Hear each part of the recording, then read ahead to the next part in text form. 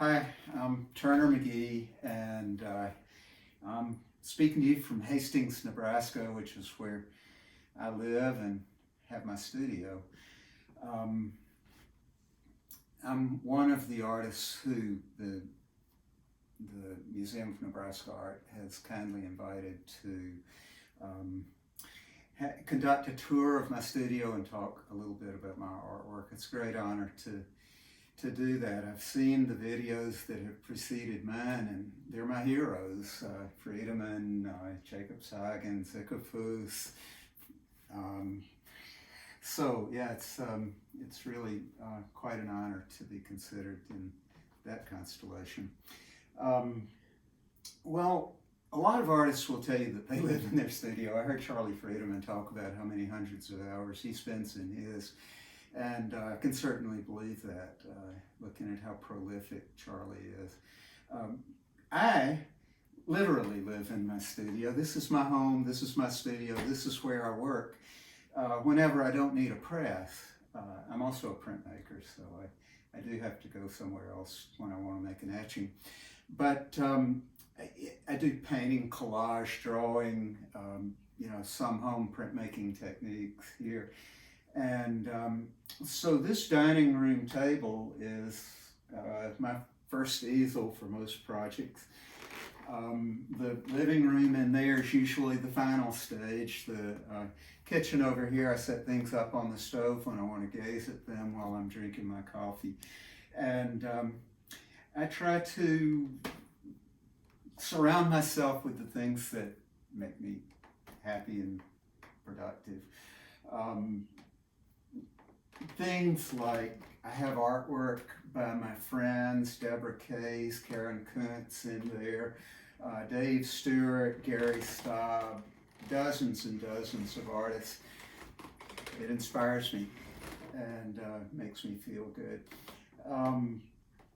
My sketchbooks right here, up there, I have dozens of them. This is where I spend a great deal of my time. And it's my repository of ideas. It's my most direct production. And, I find that sometimes if I have no other idea in my head, I'll pull one of my sketchbooks out. And it's full of ideas that were never fully capitalized on, so it can give me a head start onto another project. And over here, you can see the kinds of things that I also like to surround myself with. I have skulls, I have coral, I have crystals, geodes, seashells, a horn of a deer. I have a Khmer carving from Cambodia. All kinds of little skulls. These are stone implements. They're Stone Age artifacts. A turtle shell. This is the margin bone of a Ridley sea turtle from the Gulf of Mexico. When you come into this room, you see things that are usually kind of finishing. They're in the finishing stages of production. Here are a few little things that are already framed for a show. You can see if you look closely that they're, they look very much like Stone Age artifacts or perhaps just geological formations. But I do paintings that are often include collage, stamping techniques. These are some of the printmaking things that I do. They can be made of charcoal, ink, watercolors, gesso. They're a mess. But, I do whatever works for me. This right here is probably a good way to get a little insight into my work and method. This is a 19th century Luther Bible that a friend of mine gave me. It's highly destroyed from living in somebody's barn for 20, 30, 50 years. And, you know, it's chewed by rats and been rained on. And it's not valuable, but it's very cool. It's beautiful paper. It's that old-fashioned German script. It's written in Old High German. And I have, for several years, been deconstructing it.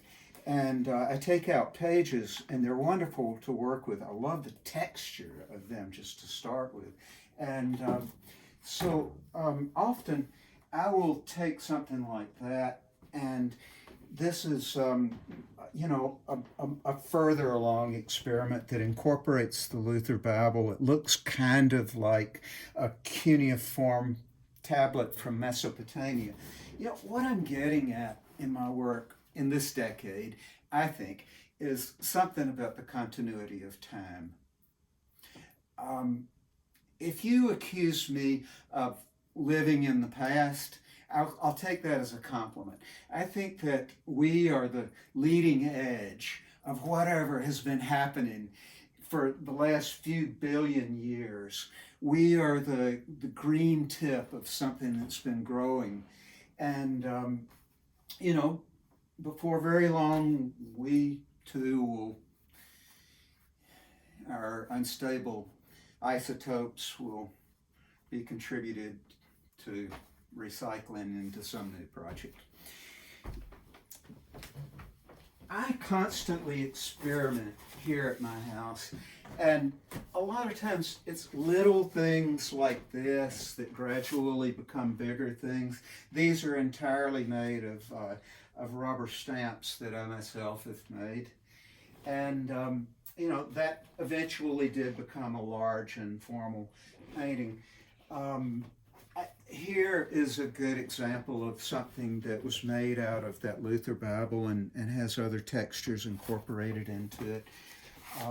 This was a topographical map that my friend Dave Stewart gave me that just, you know, for no good reason at all, happened to be the map of the part of Kentucky that my family originally came from.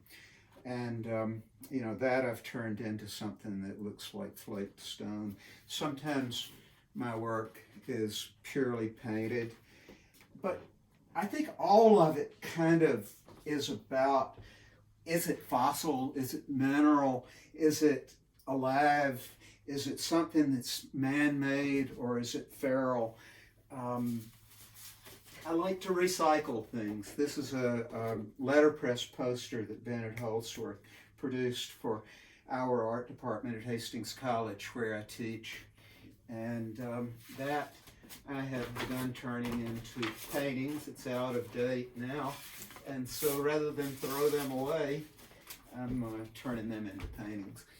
So I've enjoyed bringing you into my studio and talking to you, and I hope it gives you a little bit of insight into my way of working.